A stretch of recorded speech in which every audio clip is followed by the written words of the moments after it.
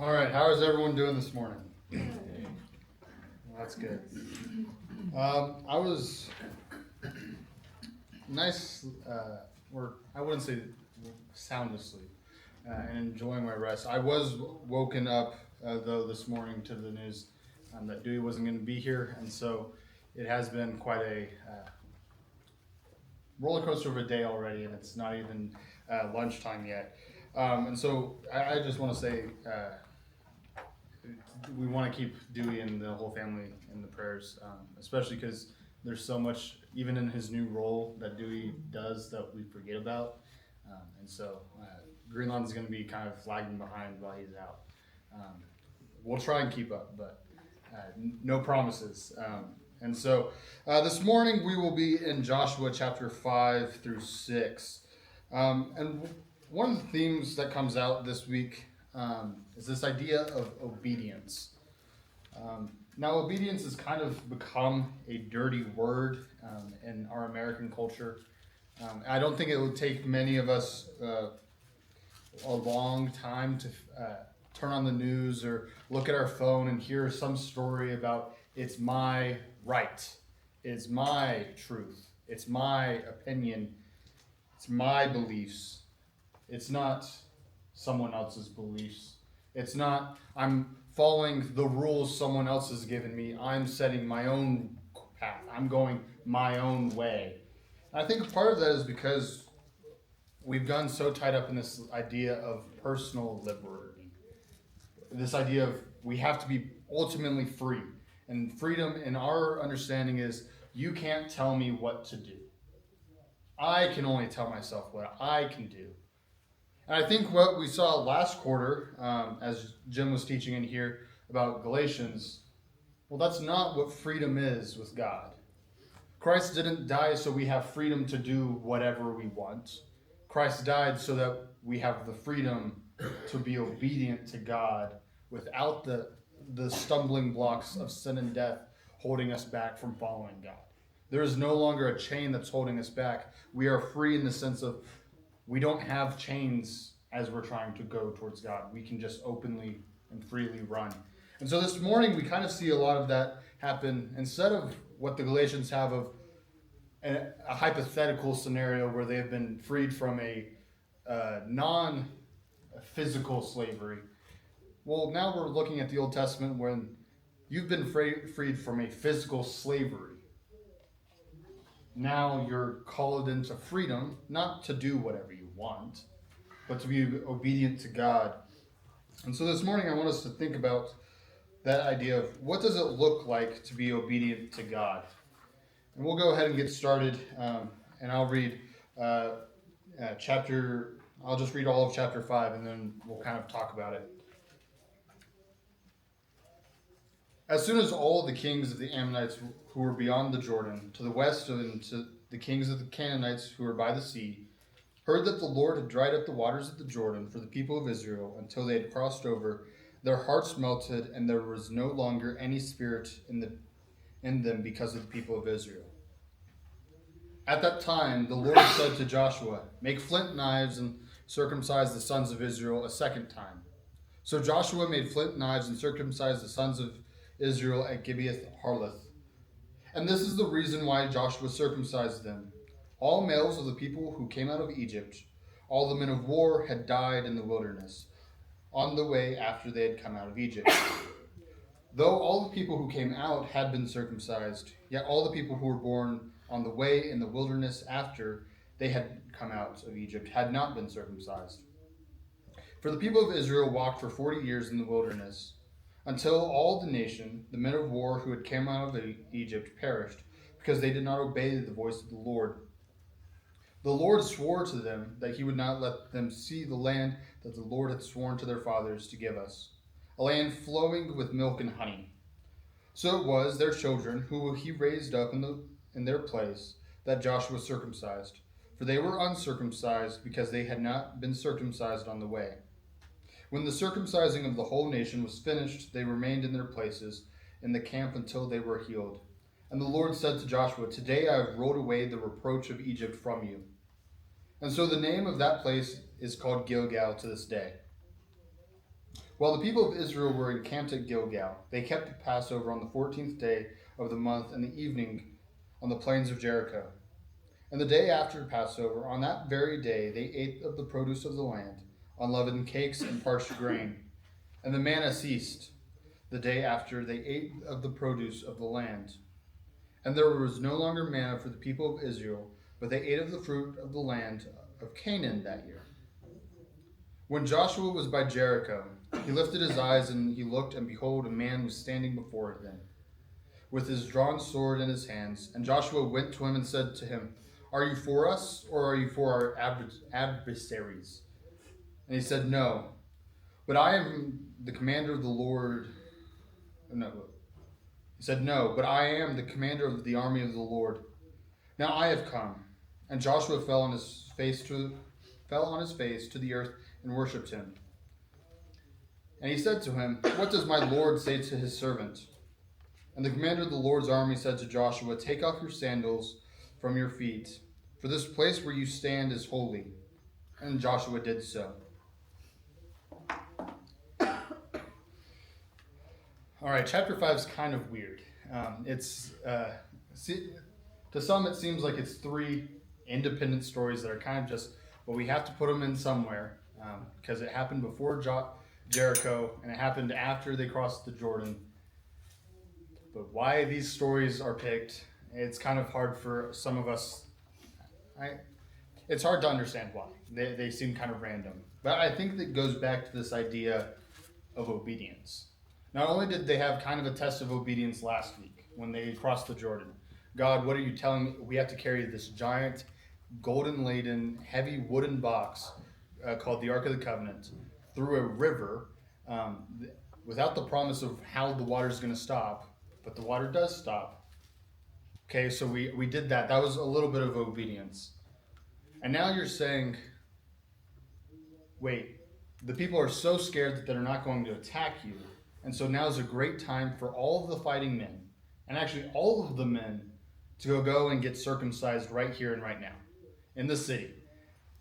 And it's one of those things where I don't like thinking about it, but unfortunately I asked for help once from a professor at LCU, and of course he assigned me a circumcision passage to write my paper on because, silly me for asking for help about what. Because I was sitting there, I was like, what would a good paper topic be? And he was like, well, what about this really weird situation in Exodus where Moses gets circumcised? What's happening there? And so it was one of those, I can't tell him no, because he already knows what my paper is supposed to be about, because he told me what my paper is supposed to be about. That paper turned out fine. It was one of those, you could definitely tell he was grading the presentation more than the paper, because I don't think I wrote the best paper, but I did all right on the presentation.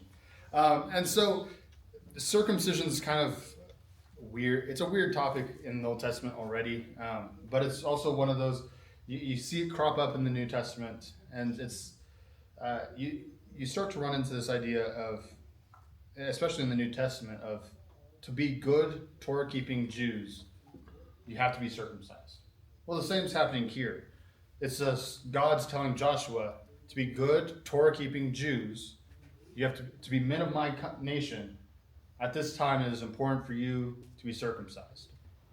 And it has to be a test of obedience because, well, it's going to take this nation of men days, if not weeks, to be back into the fighting shape. And here you have the Canaanites, the Ammonites, the Philistines, all of these different nations who are enemies of Israel throughout the Old Testament. They're afraid, but surely if they knew what was happening, they would think, oh yeah, we could go fight them right now. The women are going to be the ones fighting? Because surely these men aren't going to be standing their ground and fighting because of what they've just gone through. And so it's a test of obedience. But I also think that applying it to our standard in the New Testament church, what this looks like. This isn't my idea. It's one of the men in the prep class's idea. They pulled it out, and I like it, and so I'm going to borrow it. But the idea is, so far we've seen the baptism story, right? This nation of people crossed through the water. They have become a new nation. They are no longer these nomadic people who they were for 40 years. They are coming into the land. They are taking possession, and now they're having a circumcision. For us, it's a circumcision of the heart, not the flesh. But for them, it is a circumcision of the flesh. And so it's the same thing of now we are being marked as different people than our neighbors. We are no longer the same as what we were because now we are different. But just like baptism, that takes obedience. It takes humility to say, you're absolutely right. What do I know? I can't do this on my own. I can't work my way to salvation. I have to be obedient, and to be obedient is to recognize God in the form of Christ told me to be baptized for the salvation of my sins. Or not, salvation from my sins, not of my sins. And so we're seeing this now. And then later on, they come in and they have a celebration feast. We don't necessarily do the same, this part of the practice, I guess, well enough sometimes. But it's a recognition of what God's done. They come into the land and they have the Passover feast. And they remember the past. Last week we focused on how do you tell the next generation?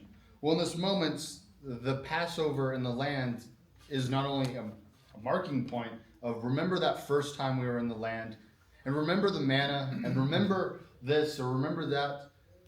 Well, now they're also sitting there and saying, remember why we were even in the wilderness in the first place? It's because God delivered us from Egypt. The angel of the Lord came through and brought on a terrible plague on Egypt as all of the firstborn sons were killed. And God passed over us because we are his people. God spared us and freed us in this moment. Let us remember that. And that is what they're doing here.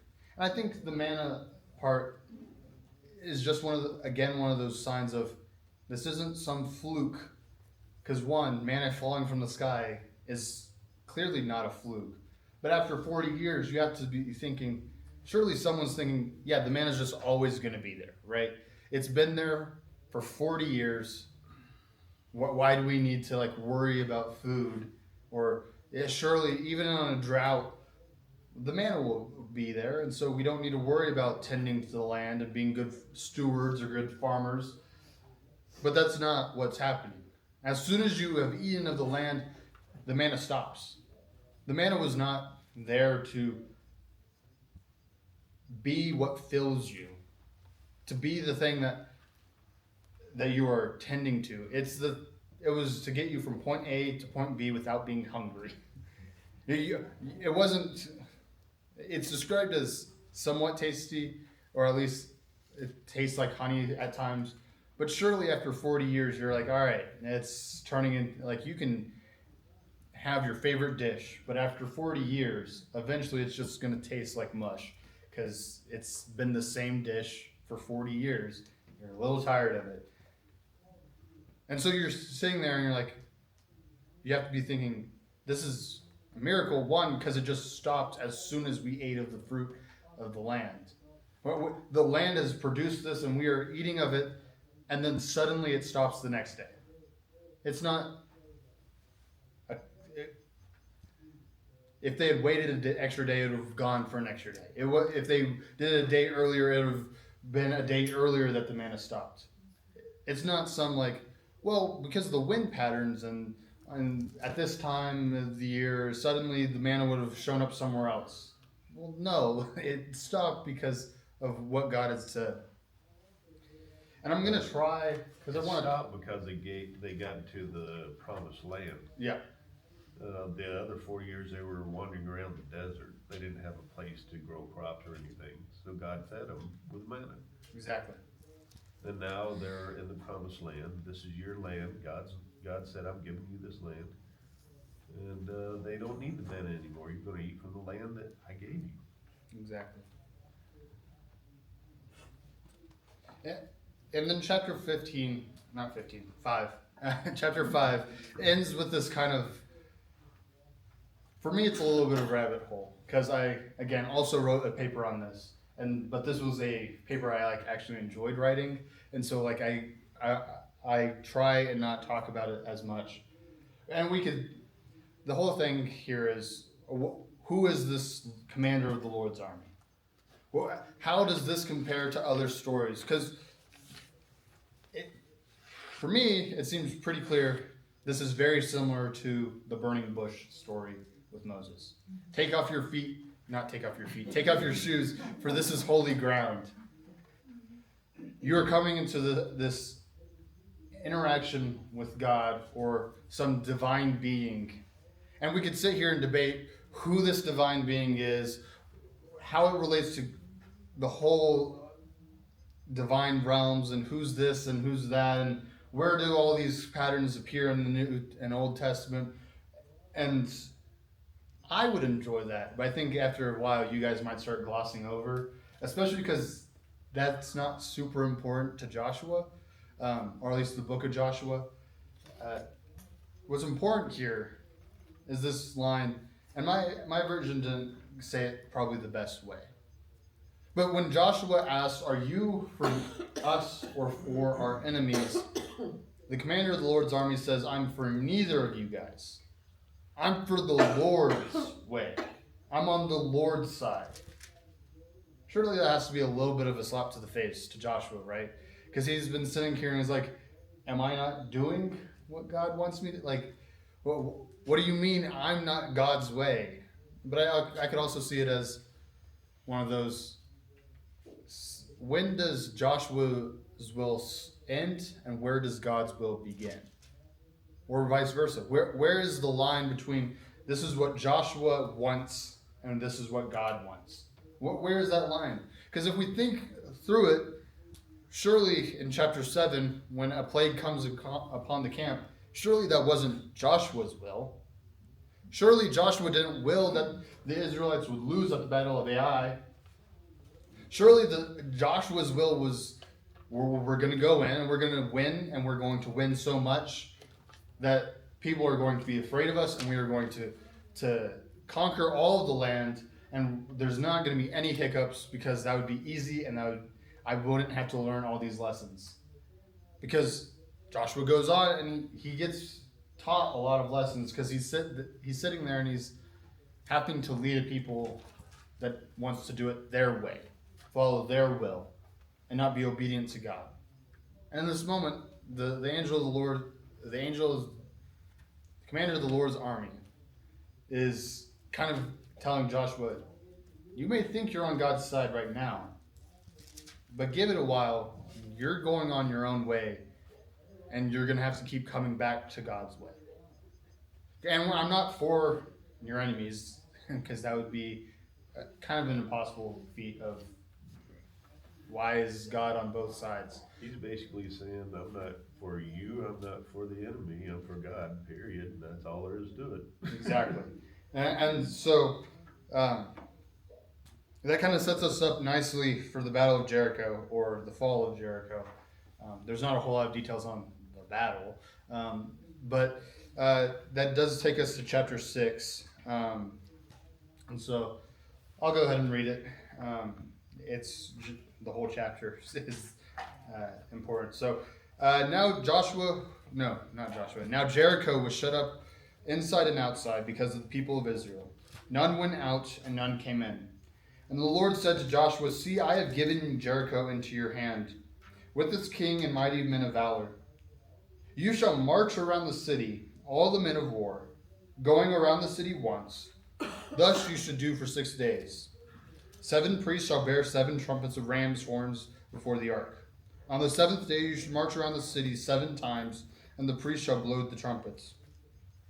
And when they make a long blast with the ram's horn, when you hear the sound of the trumpet, then all the people shall shout with a great shout, and the wall of the city will fall down flat, and the people shall go up, every one before them. So Joshua the son of Nun called the priests and said to them, "Take the ark of the covenant, and let 7 priests bear 7 trumpets of ram's horns before the ark of the Lord." And he said to the people, "Go forward, march around the city, and let the armed men pass before the ark of the Lord." Just as Joshua had commanded the people, the 7 priests bearing the 7 trumpets of ram's horns before the Lord went forward, blowing the trumpets, with the ark of the covenant of the Lord following them. The armed men were walking before the priests who were blowing the trumpets, and the rear guard was walking after the ark, while the trumpets blew continually. But Joshua commanded the people, "You shall not shout or make your voice heard, neither shall any word go out of your mouth until the day I tell you to shout. Then you shall shout." That's kind of a weird sentence, but okay. So he caused the ark of the Lord to circle the city, going about it once, and they came into the camp and spent the night at camp. Then Joshua rose early in the morning, and the priests took up the ark of the Lord, and the 7 priests bearing the 7 trumpets of ram's horns before the ark of the Lord walked on. And they blew the trumpets continually. And the armed men were walking before them, and the rear guard was walking after the ark of the Lord, while the trumpets blew continually. And the second day they marched around the city once and returned into camp. So they did for 6 days. On the 7th day they rose early at the dawn of day and marched around the city in the same manner 7 times. It was only on that day that they marched around the city 7 times. And the 7th time, when the priests had blown the trumpets, Joshua said to the people, "Shout, for the Lord has given you the city. And the city and all that were within is devoted to the Lord for destruction. Only Rahab the prostitute and all who were with her in her house shall live, because she hid the messengers whom we sent. But you keep yourselves from the things devoted to destruction, lest when you have devoted them, you take any of the devoted things and make the camp of Israel a thing for destruction, and bring trouble upon it. But all the silver and gold and vessels of bronze and iron are holy to the Lord. They shall go into the treasury of the Lord." So the people shouted, and the trumpets were blown. And as soon as the people heard the sound of the trumpet, the people shouted with a great shout, and the wall fell flat down. So the people went up into the city, every man straight before him, and captured the city. Then they devoted all in the city to destruction, both men and women, young and old, oxen and sheep, donkeys, with the edge of the sword. But the 2 men who had spied out the land, Joshua said, "Go into the prostitute's house and bring out from there the woman and all who belong to her, as you swore to her." So the young men who had been spies went in and brought out Rahab, and her father, and her mother, and her brothers, and all who belonged to her. And they brought all her relatives and put them outside the camp of Israel. And they burned the city with fire, everything in it. Only silver and gold and vessels of bronze and iron they put into the treasury of the house of the Lord. But Rahab the prostitute and her father's household, and all who belonged to her, Joshua saved alive. And she has lived in Israel to this day, because she hid the messengers whom Joshua sent to spy out Jericho. Then Joshua laid an oath on them at this time, saying, "Cursed before the Lord be the man who rises up and rebuilds the city of Jericho. At the cost of his firstborn shall he lay its foundations. At the cost of his youngest son shall he set up its gates." So the Lord was with Joshua, and his fame was in the land. All right. That's a lot longer than the VeggieTales version, isn't it? The VeggieTales version, they actually only battle or walk around Jericho maybe for 5 minutes. But this is a week-long thing, and it's very detailed in how they do it.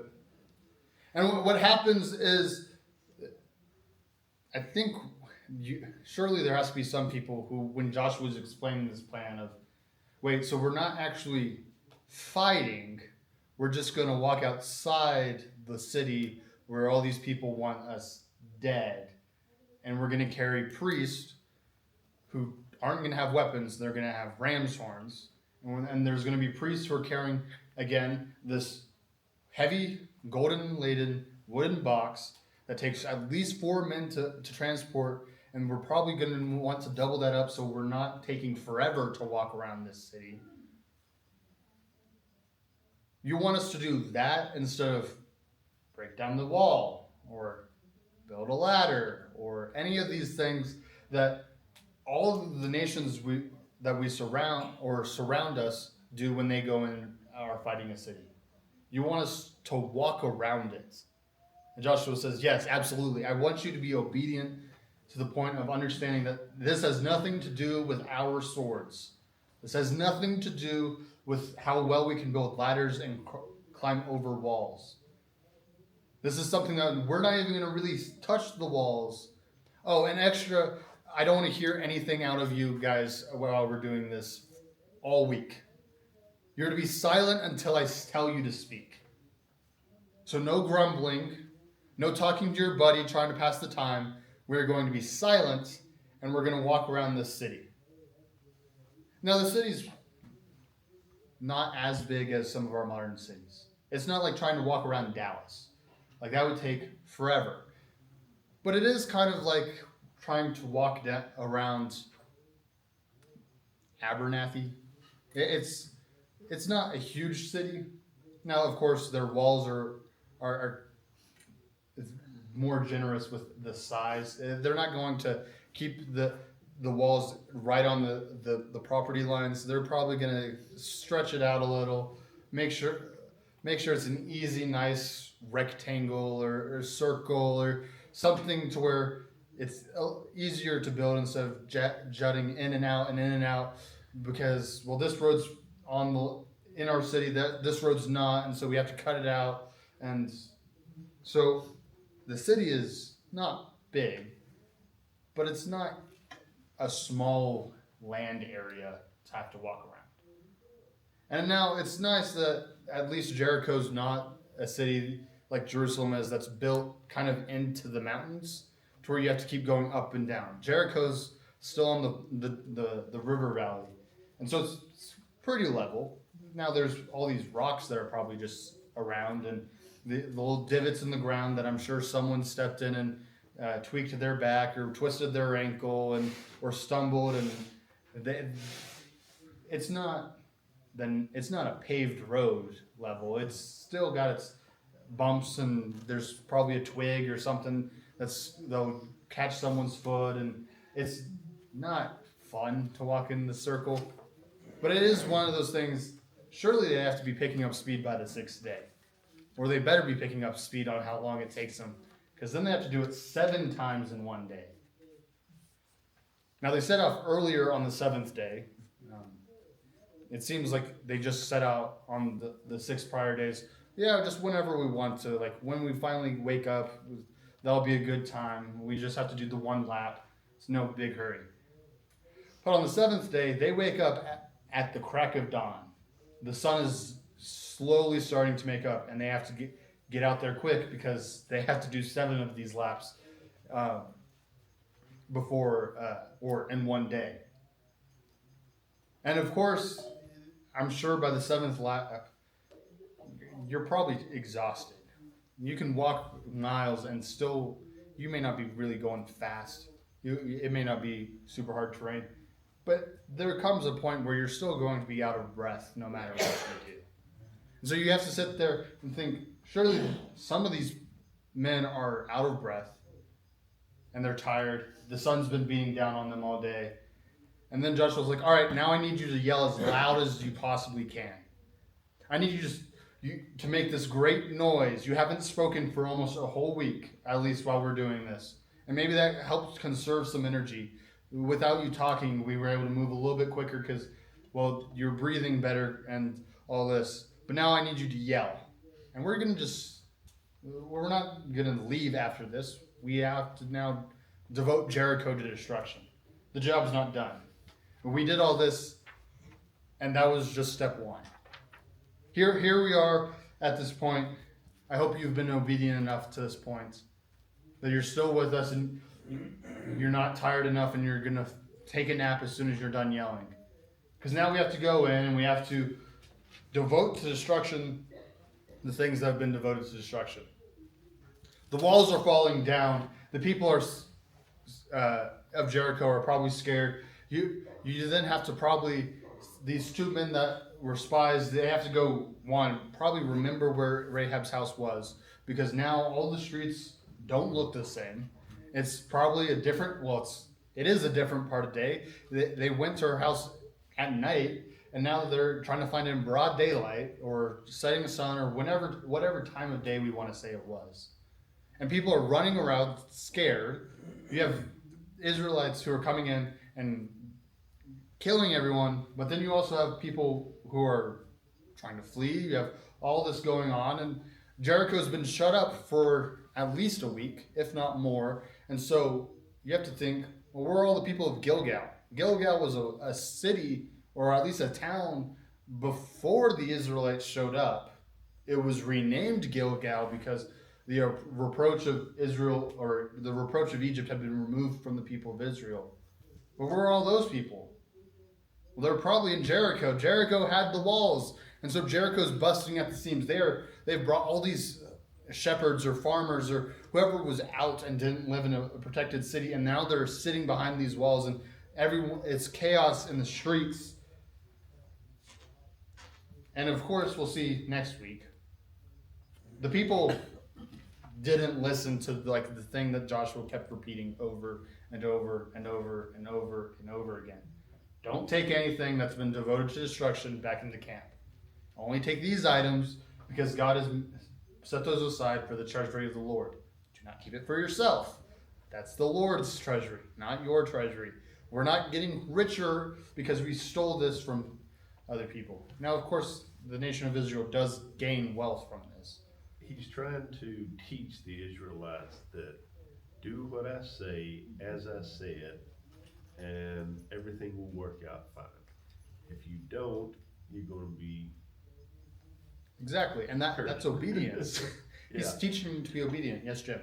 And it's kind of like the military where we tell them what we're going to tell them, we tell them what we tell them, and then we tell them what we've told them. That's how you get the point across, so they understand what we're going to go do. Yeah, they say the same thing about teachings. So it is still one of those things of Joshua can say it so many times until he's blue in the face, and yet people still didn't obey. People didn't understand. It was a kind of test for the people. Of course. Will you follow my word or not? Will you do what I say or not? And this week's kind of all been a series of tests of obedience. Okay, you've crossed into Jordan. Now I want you to take this time, and we're going to intentionally weaken ourselves to where if someone were to attack, we cannot fight this week. Or at least for 2 weeks, or however long it would have taken them to recover. Okay, you've done that. Now hold the practices I taught you to do with Moses. Keep the Passover. Okay, you did that. All right, now I'm going to send a messenger who's going to instruct even your leader that I'm not for you or against you. I'm for what I am willing because I am God. You need to adhere to my will, not yours. And now I'm gonna give you these kind of outlandish instructions on how to defeat a city, and it's gonna not make a whole lot of sense, but I'm gonna expect you to do it. And I'm gonna give you instructions on what you're to do when the walls fall, and I'm gonna expect you to do it. Yes. In the Army, we were taught on marching. If you come to a bridge someplace, you go into what's called a route stop march. Because if you march in unison, it'll cause the bridge to collapse. So you have a route stop. Now, the Lord knows that if you've found the ground all together, it will. I was reading that Taylor Swift in Los Angeles, people were all in unison, and seismometers 5 miles away picked up that. So you can do a lot of damage by just marching in step. Oh yeah, it's one of those, God knows what he's doing. Yeah. But to these people who, we're going to go in and we're going to conquer the land, they don't know anything about marching in sync. They don't understand seismology. They don't understand all of these different things. But they know that they're supposed to obey God. And God is telling them, obey me and everything will work out.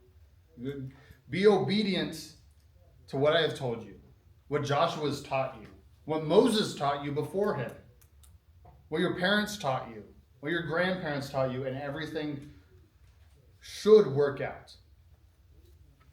I say should because we'll see next week. They don't obey. They don't listen to the whole part of the instructions. They got that first part. Okay, I can walk around the city. But all this stuff that's out here, I mean, like, no one's going to take it, right? And so it's just going to be out here. It'd be a shame if, like, it just went back to nature. You know who would really benefit? I could really, like, this is such a nice curtain. When I build my house, I want curtains just like these. So I'm gonna take them. Or this is a really nice dinner set. So I'm gonna take those. Or these are really nice. Well, this is a nice fattened calf. Why would I kill the calf? I haven't had a good steak in years. We've been eating manna, and then we had Passover, and we ate fruit and grain. I want a nice juicy steak, so I'm going to take this cow. I'm not going to kill it until it's time to eat. But God told you, devote everything to destruction. That stuff is supposed to be gone. And yet the Israelites, as we'll see next. So, all right, thank you guys.